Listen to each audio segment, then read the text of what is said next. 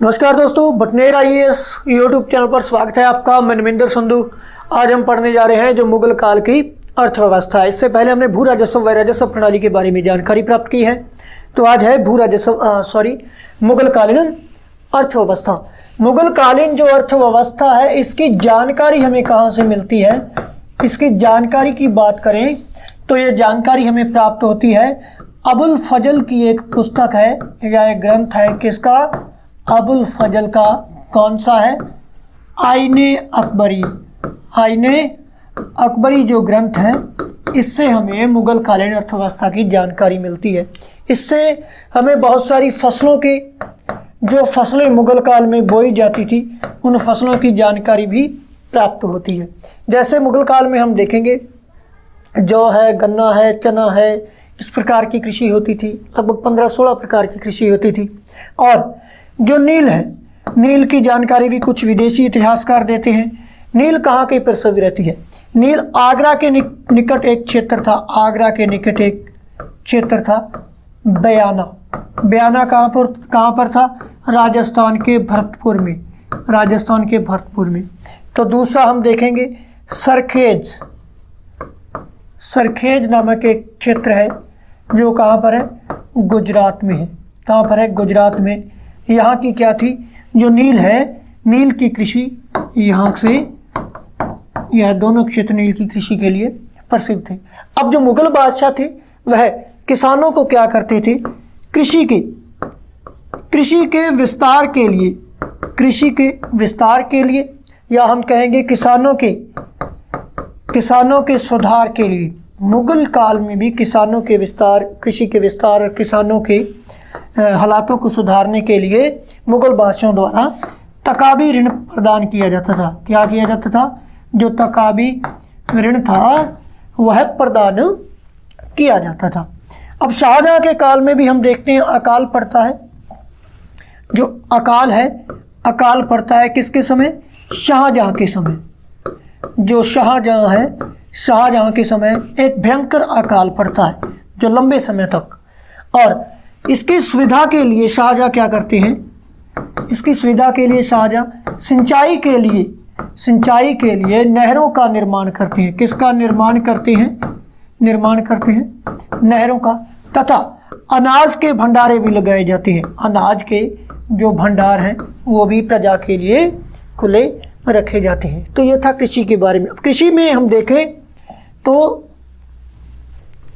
इसकी बात करेंगे जो कृषक वर्ग है या जो किसान वर्ग है। यह कितने प्रकार थे इसके? तो यह 3 प्रकार हैं।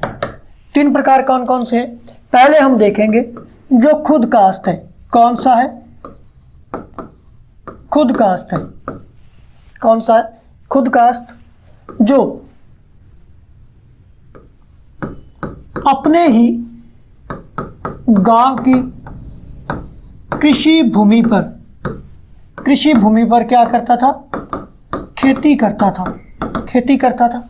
और यह उसकी स्थायी भूमि होती थी और इसका वंशानुगत अधिकार होता था। इस पर क्या होता था? वंशानुगत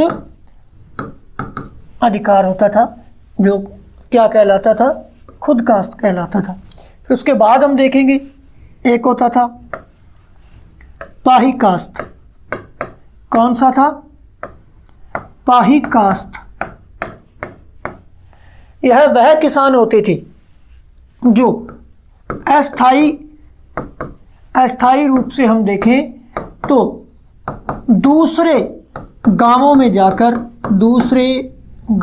जाकर क्या करते थे? जो कृषि भूमि है उसे किराए पर लेते थे। क्या करते थे? किराए पर लेकर खेती करते थे। तो वो किसान क्या कहलाते थे? पाही कास्ट कहलाते थे। तो तीसरे प्रकार के जो किसान हैं वो कौन से हैं? मुजारियन। कौन से हैं? मुजारियन। इनके पास क्या होता था? बहुत कम भूमि होती थी। क्या होता था? बहुत कम भूमि होती थी। यानी अपने परिवार का जो गुजर बसर है वो भी नहीं हो पाता था। और यह भी क्या करते थे? बंटाई पर लेकर या किराए पर लेकर कृषि कार्य है जो करते थे। तो इस प्रकार से हम देखें तो जो कृषक वर्ग है, कृषक वर्ग देखें तो यह 3 प्रकार का था, खुद कास्ट, पाही कास्ट और मुजारियन। 3 प्रकार के कृषक होते थे। एक नज़र फिर देख लेंगे हम इसको। जो मुगल कालीन अर्थव्यवस्था की शुरुआत होती है, मुगल कालीन जो अर्थव्यवस्था है इसकी जानकारी देने वाला ग्रंथ कौन सा है? अबुल फजल द्वारा लिखित ग्रंथ है कौन सा? आईने अकबरी। इसकी जानकारी कहाँ से प्राप्त होती है? आईने अकबरी से प्राप्त होती है, जिसमें हमने कई प्रकार की फसलों की जानकारी भी प्राप्त की और जिसमें हमने नील के बारे में भी जानकारी प्राप्त की। जो नील है वो आगरा का क्षेत्र है, इसके पास एक बयाना भरतपुर नामक क्षेत्र है जो राजस्थान में आता है। दूसरा सरखेज का क्षेत्र है जो गुजरात में है, यहाँ की नील प्रसिद्ध थी।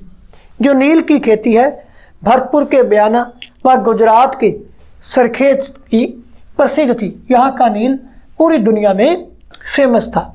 उसके बाद हम देखें जो मुगल बादशाह है इनके द्वारा कृषि के विस्तार के लिए व किसानों के सुधार के लिए तकाबी ऋण भी प्रदान किया जाता था।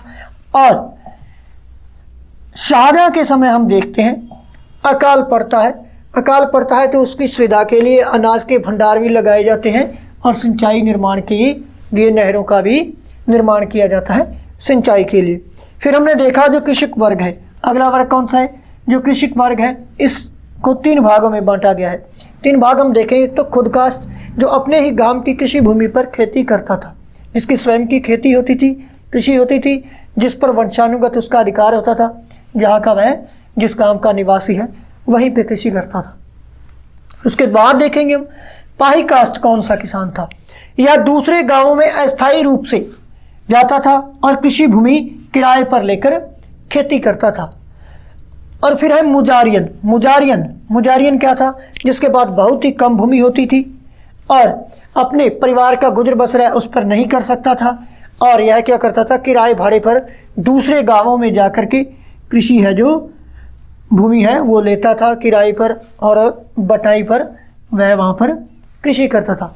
तो 3 प्रकार के ये कृषक वर्ग है जो थे। इसके बाद हम देखेंगे जो उद्योग धंधे हैं कौन से हैं? मुगल काल के हम उद्योग धंधों पर बात करेंगे। मुगल कालीन व्यापार वाणिज्य है जिसकी जानकारी हमें ट्रेवर्नियर नामक एक विदेशी इतिहासकार है उससे भी मिलती है। मुगल कालीन जो व्यापार वाणिज्य है। फिर हम देखेंगे अबुल फजल की आईने अकबरी जो पहले हमने पढ़ी है। अबुल फजल की आईने अकबरी है जो आईने अकबरी जो ग्रंथ है यह भी हमें मुगल कालीन व्यापार वाणिज्य की जानकारी देता है। तो मुगल काल में हम देखेंगे कुछ जो व्यापारी होते थे उनमें हम देखेंगे सबसे पहले व्यापारी कितने प्रकार के होते थे? एक तो थे बिचायत, फिर थे सहथानी,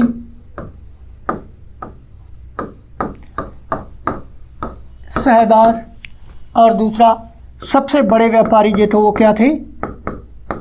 सौदागर कहलाते थे। कितने थे व्यापारी? व्यापारियों की बात करें तो बिचायत कैसे व्यापारी थे? जो बिचायत थे वो अस्थायी व्यापारी थे। बिचायत हैं जो यह क्या थे? अस्थायी रूप से कस्बों में रहते थे। कहाँ रहते थे? अस्थायी रूप से कस्बों में व्यापार करते थे। इसके बाद हम देखेंगे दूसरे कौन से हैं? सहथानी। कौन से हैं? सहथानी। सहथानी क्या होते थे? कस्बे के व्यापारी होते थे। कस्बे के व्यापारी होते थे और जो माल है उसे कस्बे में ही खपाते थे। कहाँ खपाते थे? कस्बे से ही माल लिया और कस्बे में ही उसे खपा दिया। फिर हम देखेंगे सहदार। अगले व्यापारी हैं कौन से हैं? सहदार वह व्यापारी होते थे जो कस्बे के वह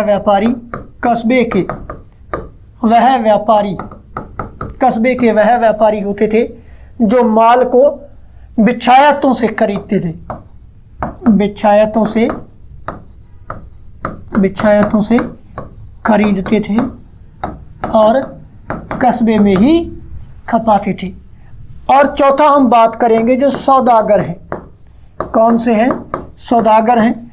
सौदागर यह कौन से होते थे? यह बड़े व्यापारी होते थे। सौदागर क्या थे? बड़े व्यापारी थे, बड़ा व्यापारी वर्ग था। यह दूर दूर तक देशों विदेशों में व्यापार करते थे। इनमें हम देखेंगे वीर जी बोहरा प्रमुख नाम है। जो कौन कौन से? वीर जी बोहरा, शाइस्ता खान, शाइस्ता खान और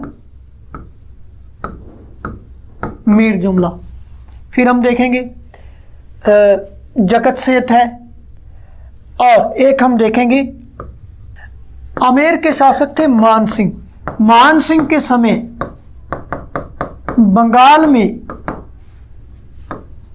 मान सिंह के समय हम देखेंगे बंगाल में हीराचंद सेठ चले जाते हैं।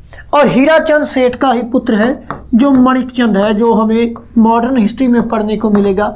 मणिकचंद है जिसे जगत सेठ के नाम से भी प्रसिद्धि पाई। किस नाम से? जगत सेठ के नाम से भी प्रसिद्धि पाई। और हम यहाँ पर देखेंगे जो मीर जुमला है, इन व्यापारियों में देखेंगे बड़े बड़े व्यापारी थे जिनके पास स्वयं के जहाज होते थे। मीर जुमला है। मीर जुमला का जो व्यापार है, मीर जुमला का जो व्यापार है यह ईस्ट इंडिया कंपनी से भी बड़ा व्यापार था। किसका? मीर जुमला का। ईस्ट इंडिया कंपनी से भी बड़ा व्यापार था। और व्यापार की बात करें तो व्यापार थल मार्ग व जल मार्ग दोनों से होता था। जो व्यापार है, व्यापार थल मार्ग व जल मार्ग दोनों से होता था, दोनों से होता था। अब थल मार्ग में हम देखें जिस प्रकार से ये भारत का क्षेत्र हम देखेंगे, उस समय का भारत का क्षेत्र है। यहाँ पर दिल्ली का क्षेत्र है, यहाँ पर अफगानिस्तान का क्षेत्र है, इधर पाकिस्तान का क्षेत्र आ गया। तो यहाँ पर नदीय क्षेत्र है। कौन सा है? नदीय क्षेत्र है। भारत में जो थल मार्ग था, कौन सा था? जो थल मार्ग था, थल मार्ग अफगानी क्षेत्र में यहाँ से होता था। बड़े व्यापारिक क्षेत्र थे जो यहाँ से अफगानिस्तान की तरफ थल मार्ग था। कौन सा? थल मार्ग था। यहाँ से थलीय मार्ग से व्यापार होता था। फिर हम जलीय मार्ग की बात करें तो यहाँ पर समुद्र था। क्या था? समुद्र था। फारस की खाड़ी है, लाल सागर है। तो ज़्यादातर जो व्यापार था हम देखेंगे अधिकतर जो व्यापार है वो अरब सागर से ही होता था। कहाँ से होता था? अरब सागर से ही होता था। क्योंकि लाल सागर में ज़्यादातर हम देखेंगे प्राकृतिक आपदाओं की वजह से व्यापार को इतना महत्व नहीं दिया जाता था। और दूसरा हम देखेंगे जो जलीय है, जलीय व्यापार है। जलीय व्यापार सर्वाधिक हम देखें तो सर्वाधिक कहाँ से होता था? जो सिंधु नदी मार्ग है, जो सिंधु नदी मार्ग है, यहाँ से सर्वाधिक जलीय व्यापार होता था। कहाँ से? इस सिंधु नदी के माध्यम से होता था। इस प्रकार से भारत का जो व्यापार वाणिज्य रहता है। फिर उसके बाद हम करेंगे जो बात करेंगे किसकी? सूती वस्त्र उद्योग की। किसकी बात करेंगे? सूती वस्त्र उद्योग। भारत प्राचीन काल से ही सूती वस्त्र उद्योग के लिए फेमस है। भारत में हम देखेंगे बड़े पैमाने पर क्या होता था? सूती वस्त्रों का निर्यात होता था। जो सूती वस्त्र है, किसकी बात कर रहे हैं हम? सूती वस्त्रों की बात कर रहे हैं। सूती वस्त्रों का जो निर्यात है भारत में प्राचीन काल से ही होता रहा है। और सूती जो वस्त्र है इसे भारत में पुराने समय में कोलिको कहा जाता था। किस नाम से जाना जाता था? कोलिको नाम से जाना जाता था। और इसके प्रमुख केंद्र हैं, जो सूती वस्त्र के प्रमुख केंद्र हैं, कौन कौन से रहते हैं? यहाँ पर हम देखेंगे सूरत, कोयम्बटूर, आगरा, ये जो क्या है सूती वस्त्र के प्रसिद्ध केंद्र है। और जो लौह अयस्क है, या हम कहेंगे जो लोहे का कार्य है, जो लोहे के प्रमुख केंद्र हैं, उनमें हम देखेंगे एक तो अजमेर, लौह इस्पात के लिए देखेंगे अजमेर, बंगाल, और कौन सा है, आगरा का क्षेत्र है। यह किसके लिए प्रसिद्ध था, लोहे के केंद्र के लिए। उसके बाद हम देखेंगे जो रेशमी वस्त्र है, भारत में जो रेशमी वस्त्र है यह भी काफ़ी प्रचलित था। कौन सा, रेशमी वस्त्र उद्योग। रेशमी वस्त्र उद्योग के प्रमुख केंद्र, और रेशमी वस्त्र की बात करें तो जो रेशमी वस्त्र है इसे क्या कहा जाता था, पटोला कहा जाता था। किस नाम से जाना जाता था, पटोला नाम से भी जाना जाता था। और इसके प्रसिद्ध केंद्र भारत में कौन कौन से थे, यहाँ पर हम देखेंगे, एक तो हम देखेंगे लाहौर है, दूसरा हम यहाँ पर देखेंगे आगरा है, और कौन सा है, दिल्ली है। दिल्ली के बाद हम देखें तो बंगाल है, और दूसरा कौन सा रहेगा यहाँ पर, ढाका का क्षेत्र है, जो प्राचीन काल से ही किसके लिए फेमस रहा है, रेशमी वस्त्रों के लिए फेमस रहा है। तो ये सूत्री वस्त्र उद्योग है, लौह इस्पात का उद्योग है, रेशमी वस्त्र का उद्योग है, जो हमने रेशमी वस्त्रों के बारे में यहाँ पर जानकारी प्राप्त की है। फिर हम देखेंगे जहाज उद्योग। जहाज उद्योग की बात करें तो जो सूरत है, सूरत मुगल काल में हम देखेंगे जहाज निर्माण का प्रमुख केंद्र था। अब हम देखेंगे जो मुगल काल में क्या था, जलीय सेना या जल सेना है, इसका अभाव देखने को मिलता है। लेकिन यहाँ पर इनका जो एक मुखिया है, जो प्रधान है, मीर बहर, जिससे पता चलता है, प्रतीत होता है कि मुगल काल में जलीय सेना भी रहती थी। फिर मुगल काल की जो अर्थव्यवस्था है बड़ी मजबूत थी उस समय भी। मुगल काल में हम देखेंगे एक इतिहासकार है, विदेशी इतिहासकार है बर्नियर।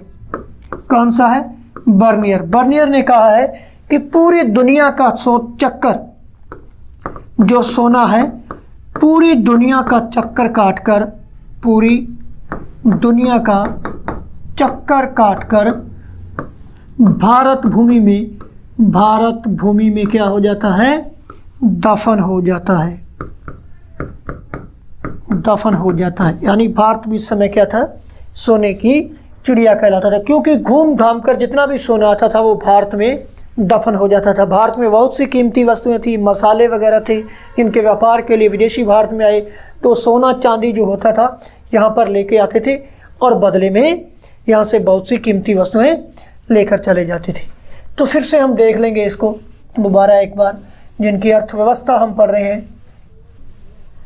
व्यापार वाणिज्य की बात करें तो ट्रेवेनर जो विदेशी इतिहासकार हैं वो भी इसके बारे में हमें जानकारी देते हैं। अबुल फजल की आईन अकबरी वो भी इसकी जानकारी देती है। तो इनमें हम देखेंगे मुख्य रूप से जो व्यापारी वर्ग है, व्यापारियों में देखें तो बिछायत है, एक सहथानी है। कौन सा है, सहथानी है। फिर हम देखेंगे दूसरा सहदार है, और चौथा सौदागर, सबसे बड़े व्यापारी। जो बिछायत थी, बिछायत कौन से थे, कस्बे के वह व्यापारी जो अस्थायी रूप से यहाँ पर रहते थे और अपना माल यहाँ पर बेचते थे। और दूसरा है सहथानी यानी कस्बे के वह व्यापारी जो स्थायी रूप से वहीं पर रहते थे और कस्बे में ही अपना माल खपाते थे। उसके बाद है सहदार, कस्बे के वह व्यापारी जो बिछायतों से माल खरीदते थे और कस्बे में ही बेचते थे। फिर हम देखेंगे सौदागर बड़े व्यापारी होते थे। इनमें कुछ ऐसे व्यापारी होते थे जिनका माल हम देखेंगे विदेशों में जाता आता था, और इनमें प्रमुख रूप से हम देखेंगे बड़े व्यापारी में वीर जी बोरा थे, शाइस्ता खां थे और मीर जुमला थे। यह बड़े सौदागर थे, बड़े व्यापारियों को सौदागर कहा जाता था। इनके पास स्वयं के जहाज होते थे। और मीर जुमला जो है, इनके बारे में कहा जाता है इनका जो व्यापार है वो क्या था, ईस्ट इंडिया कंपनी से भी ज़्यादा फैला हुआ था। इतने बड़े व्यापारी थे जो मुगल काल में जो सौदागर होते थे। फिर हम देखेंगे बड़े बड़े धन्ना सेठ भी थे। अमेर का शासक था मान सिंह, इनके साथ बंगाल में हीरा चंद चले गए, जिनका पुत्र आगे चलकर मणिक चंद जो जगत सेठ के नाम से प्रसिद्ध हुआ था। मारवाड़ के व्यापारी हैं, साहूकार हैं बड़े, प्रसिद्ध हुए उस समय। उसके बाद हम देखेंगे जो व्यापार है वो किन किन मार्गों से होता था। व्यापार जलीय मार्ग से भी होता था, थलीय मार्ग से भी होता था। जलीय मार्ग में जो होने वाला व्यापार है वो सिंधु नदी के माध्यम से होता था, और थलीय मार्ग की बात करें तो अफगानिस्तान की तरफ जो रास्ता है। जलीय मार्ग में हम देखेंगे जो बाहर की तरफ निर्यात यात है वे अरब सागर से होता था, लाल सागर से भी हम देखेंगे होता था। लेकिन लाल सागर में क्या था, लाल सागर में ज़्यादातर प्राकृतिक आपदाएं आने के कारण, अंधड़ झंझावत आने के कारण वहाँ से व्यापार है जो कम होता था। फिर उसके बाद हम देखेंगे जो सूती वस्त्र है, सूती वस्त्र का प्राचीन काल से ही भारत में निर्माण होता रहा है। भारत प्राचीन काल से ही सूती वस्त्र का बड़े पैमाने पर निर्यात भी करता रहा है और प्रसिद्ध भी रहा है। सूती वस्त्र को कोलिको कहा जाता था। किस नाम से जाना जाता था? कोलिको के नाम से जाना जाता था। और इसके प्रसिद्ध केंद्र हम देखेंगे, एक तो सूरत, कोयम्बटूर और आगरा है। उसके बाद है लोह आस्पात है जो यह, इसके प्रमुख केंद्रों की बात करें अजमेर है, बंगाल और आगरा का जो क्षेत्र है यहाँ पर इसके प्रमुख केंद्र थे। फिर हम देखेंगे रेशमी वस्त्र भी काफ़ी फेमस रहा है, काफ़ी प्रसिद्ध रहा है, जिसे पटोला कहा जाता था। क्या कहा जाता था? पटोला कहा जाता था। इसके प्रमुख केंद्र है, ये कहाँ का प्रसिद्ध था? लाहौर, आगरा, दिल्ली, ढाका और बंगाल का जो रेशमी वस्त्र है काफ़ी प्रसिद्ध रहा है। फिर उसके बाद हम देखेंगे जहाज निर्माण में जो केंद्र था प्रमुख रूप से हम देखें तो सूरत था। जलीय सेना का अभाव रहा है मुगल काल में। फिर हम देखेंगे बर्नियर जो है अर्थव्यवस्था के बारे में कहता है कि भारत की अर्थव्यवस्था इतनी बड़ी थी, और उसके बारे में एक बात भी कहता है कि जो सोना है पूरी दुनिया का चक्कर काट कर आता है और भारत में ही दफन हो जाता है, यहाँ से वापस नहीं निकलता। उसके बाद देखेंगे हम मुगल काल के जो प्रमुख बंदरगाह हैं, कौन से हैं?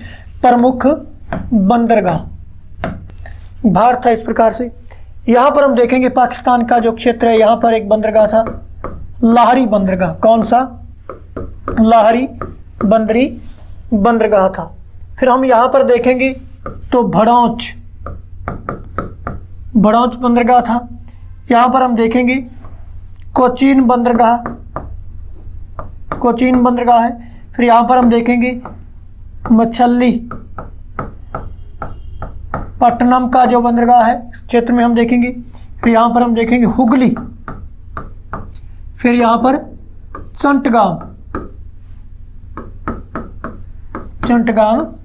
बंदरगाह है, यह बंगाल का क्षेत्र है। यह प्रमुख बंदरगाह थे। कौन से?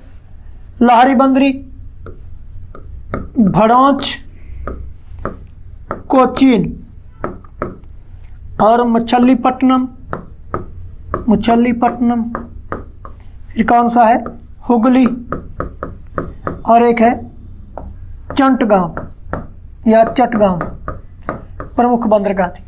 और इनमें बात की जाए तो पूर्वी और पश्चिमी बंदरगाह की बात करें, जो प्रमुख बंदरगाह थे वो कौन कौन सी थी?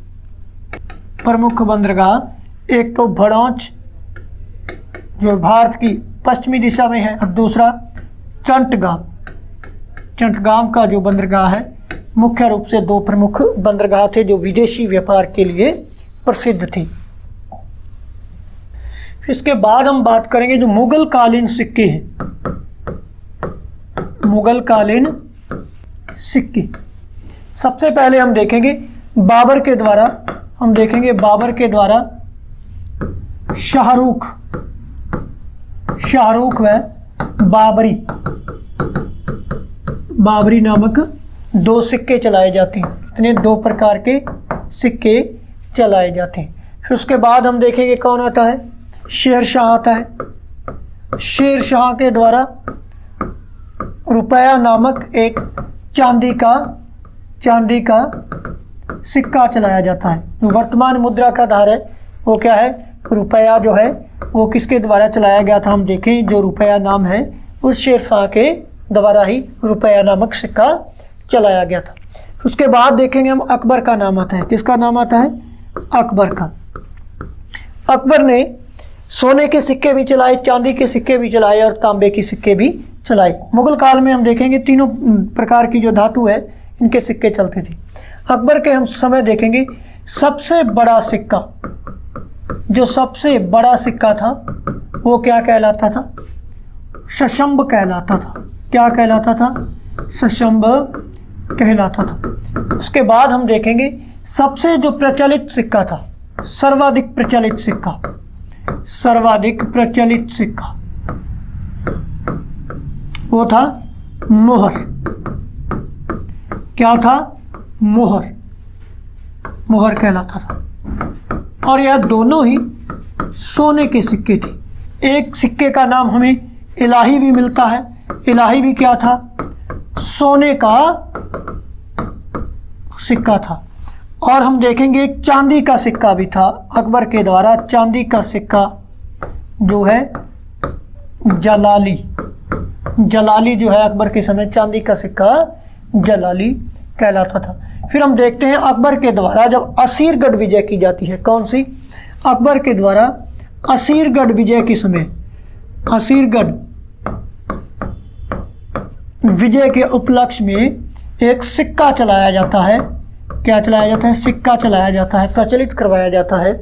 उस सिक्के पर अकबर को हाथ पर बाज बैठाए हुए आकृति अंकित की गई है, आकृति अंकित की गई है। फिर हम देखेंगे जहांगीर की बात करेंगे। जहांगीर के समय हम देखेंगे, जहांगीर के समय क्या होता है? हाथ में प्याला लिए हुए, हाथ में शराब का प्याला लिए हुए सिक्के की आकृति बनी हुई है। इसके साथ हम देखेंगे नूरजहां मेहरुनिसा की जो आकृति है वह भी मिलती है जहांगीर के सिक्कों के साथ। फिर हम देखेंगे जहांगीर द्वारा एक निसार नामक सिक्का प्रचलित करवाया जाता है। कौन सा? निसार नामक जो सिक्का है वो प्रचलित कराया जाता है किसके द्वारा? जहांगीर के द्वारा। फिर शाहजहां के समय भी हम देखेंगे, शाहजहां के समय आना नामक जो सिक्का है वो काफी प्रसिद्ध रहता है। इस प्रकार से थे मुगल कालीन जो सिक्के हैं।